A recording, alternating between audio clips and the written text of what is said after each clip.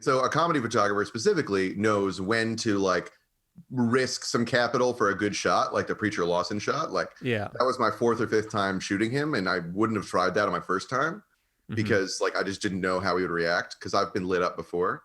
I've been burned before. As happens. all comedy photographers have. Yeah, and I don't know who was telling me a story about like a truly tragic photographer who just got lit up by oh man, it's so sad. I think it was someone last night. I don't know if I should tell the story again because I don't think they actually meant to spread it around too much, but it was like pretty brutal where like they were like, you were following me the whole time from backstage to on stage and now you're here and you need to leave. And that's like, whoa. If that, I heard that story and I'm like, oh man, if that were to happen to me, I think I would just die. Right. Yeah. It's scary. I think, like many people, I have anxiety. So it's like, when that happens, it's like, you got to remind yourself, it's like, look. Yeah. It's a moving, breathing machine or show. And sometimes it just kind of spirals one way or the other. And it's not usually anyone's fault. But I do think there are photographers who have a better understanding of where like they're just more in tune with like the dynamics of a show. And I think I didn't actually know you did UCB, but knowing that you did that, I think gives you that extra perspective of like, what it's like to perform. What it's like to be there. I have performed before, right? But I'm not trying to anymore. Which is another thing. It's like, I feel like the fewer people that are like trying to get stage time, like, that are back there, like the better, you know what I mean? Like, so it's not, I'm not kind of just like, there are a lot of people that go to shows that are like, this isn't a bad thing. It's networking. Like they go to shows, they're like, let's see if this is a show I can get on. Like, let's see what this show I want to do. Like, I go to a show and I'm like, is this a show I want to shoot? Like, or like, if I'm going to a show, I'll generally bring my camera anyway. Like, especially now, because I don't want to waste a trip to a show because I don't want to, because everything is an inherent risk these days. And we can talk about that at some point about like how COVID is changing things, but like that's kind of that's a topic. But like, it's just, I'm just happy to kind of support the scene, It feels good to like be like have like a place in like a support role, like ready for me, which is cool. And it's an important role. Do you ever shoot video as well, or you just? I'm moving into video actually. So I really right before quarantine, I picked up a Pocket 4K, a Blackmagic camera. Nice. And I've been shooting skate videos with Tommy Wakefield and do you shoot those? Yeah, so I've been shooting skate vids. Yeah. Not the ones he's been posting. Those are his own phone. He's been practicing with those. I haven't shared any of them yet because they're my first videos I've made ever. I am a director, but I haven't actually done the camera myself. Like I actually taught myself photography while I was in the restaurant industry, like trying to get out of the restaurant industry. But I was like, okay, this could make some money, but I can also learn about composition and lighting so I can talk to like my cinematographers better. Right. Which was really cool. And then it kind of took off from there. And so I was like, wait, this is like a career. So I'm going to pivot. So now I direct not for an identity like I did when I was in the restaurant. Like, someone's like, what do you do? And I'm like, I write and direct, but I do work in a restaurant, but really I write and direct. And it's just like, even though do your thing, like that's totally legit. You shouldn't be ashamed to work in a restaurant and pay your bills while you're doing something creative. But the pressure to feel ashamed is so hard.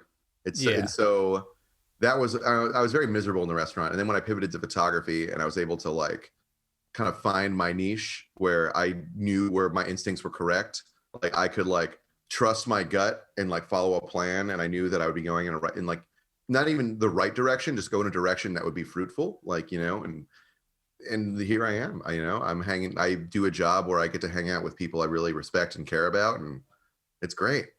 Well, it's so much more adjacent too. Like you have your photography, there's no asterisks. Like you have to restaurant, you don't have to like talk them out of your image. Like I'm not really this, I'm this. Photography, you're like, oh yeah, of course he directs, or of course he does these other things, or of course he has video as well. Like it's so much easier for our minds to make that leap.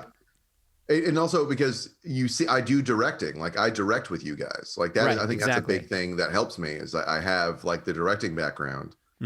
So I'm able to like kind of talk to actors and not be like, make it this face, like, but I'll be like, all right, you are Like, you give me like Gilligan's Island, you have crash landed, you are looking out over the ocean and you are shocked and horrified. And then like, they're like, okay, but or they'll be like, what? I don't know if I'm doing, but that face where they're going like, what? Like, is the face I use. Like, because I'm not necessarily married to what I'm telling you. I'm just trying to get something in like 10 seconds, So I'm talking the whole time. Yeah. And that's a big thing. You always talk.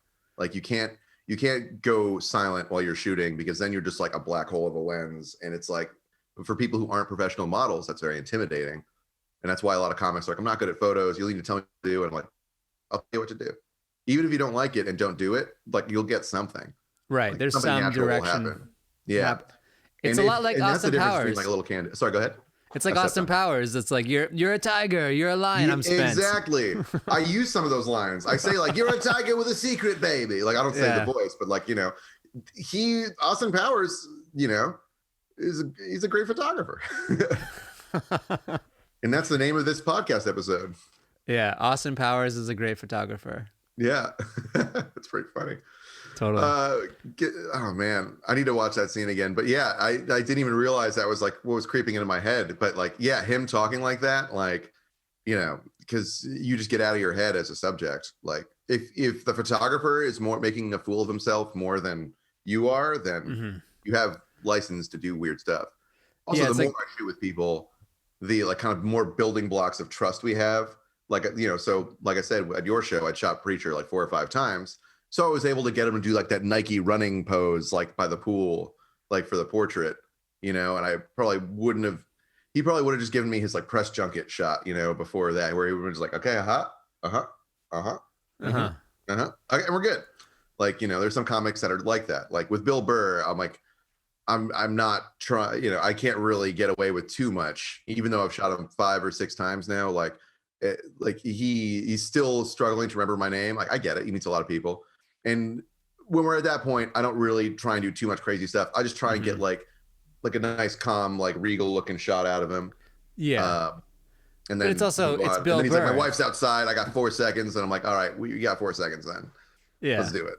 But it's Bill Burr. It's like, you just need when you're that big, you just need a photo. Like, yeah. And it's like, well, photography is so interesting because, I mean, with many different art forms are interesting for this reason, but with photography, it's like, there are different like bars in categories that like make a photo, or like elements like, like composition, lighting, expression, subject, like recognize, the recognizability of their face, like, all this stuff, like, context, all of that. And like, sometimes you could have terrible lighting, but like amazing everything else.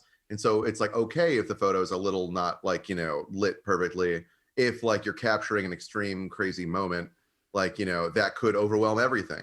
So that's why knowing specifically what is important in comedy photography, because that's for every kind of photography, like, and every kind of photography, like it's like when you're picking your car and like, Forza Horizon or like, or some kind of street racing game. It's like acceleration, top speed. Like you don't want certain things in certain places. Like, with comedy photography, you want the light, like getting rid of like noise, like in photo noise, and not necessarily like crowd noise, photo noise, which is like kind of like grain from low light when you're boosting it too much. Like that's okay. That makes it look like a film grain to me. Like, but in a fine art portrait, that wouldn't be too great. You want like, crystal clear, like composition, resolution and all that. But with comedy photography, that's like not the most important thing. And if you can make it non-distracting, like, I kind of lean it into my style, because I'm shooting low light almost all the time because it's comedy. Yeah. Like I shot a show on the beach with like 1 LED last night, so it's like the most important thing is like energy. And with Bill Burr, it's like, it's Bill fucking Burr.